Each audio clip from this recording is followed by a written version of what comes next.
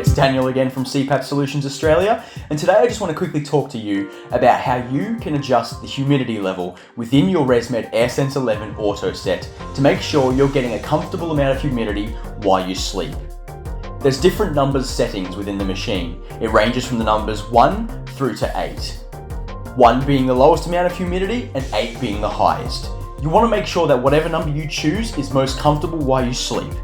You also want to make sure that you check your humidity settings during the different seasons of the year, because sometimes during winter you're going to require more humidity and during summer you're going to require less humidity, especially in the Australian weather.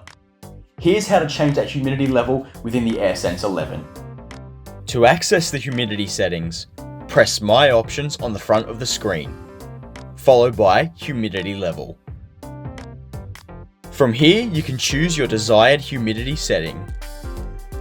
Press OK to confirm, and then press the Home button to return to the main screen. There you go, you've just successfully changed the humidity level within your Resmed Airsense 11 Auto set. I hope you found this video helpful. Make sure you subscribe below to stay up to date with all of our latest content. Have a great sleep.